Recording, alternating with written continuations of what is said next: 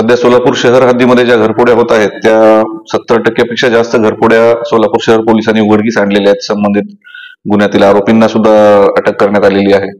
यामध्ये असं निदर्शनास येते की बऱ्यापैकी बाहेरगावची सुद्धा आरोपी आपल्याकडे येऊन, ट्रेन रूट आहे, मोठे मोठे 6 हायवे आहेत, बाहेरचे सुद्धा आरोपी आपल्याकडे येऊन चोऱ्या करून जात आहेत. या संदर्भाने आम्ही वेळोवेळी व्यापारी असोसिएशन असो, ज्वेलर्स असोसिएशन असो किंवा इतर नागरिकांना कायम आवाहन करतो की आपल्या व्यवसायाच्या ठिकाणी, दुकानाच्या ठिकाणी सीसीटीव्हीज लावा.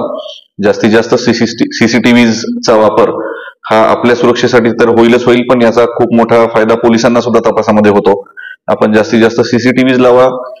बंद घर शक्यतो आपलं असणार असेल, कुलूप आपण लावून जाणार असाल कुठे बाहेर गावी, तर आपल्या शेजाऱ्याला विश्वासात घेऊन शेजाऱ्यांना सुद्धा सांगा. कारण आपला शेजारीच आपला खरा पहारीकरी जसा असतो, जसा ठरतो, त्याप्रमाणेच आपण शेजाऱ्यांना विश्वासात घेऊन याची माहिती आपण शेजाऱ्यांना द्यावी.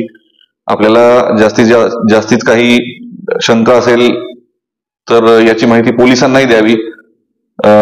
त्या व्यतिरिक्त काही इश्यू असेल, काही प्रॉब्लेम आला असेल तर तात्काळ मदतीसाठी 112 या नंबरवर फोन करावा, जेणेकरून सोलापूर शहर युनिटचा संबंधित ठिकाणी पोहोचण्याचा वेग हा 7 मिनिटांपेक्षा कमी आहे.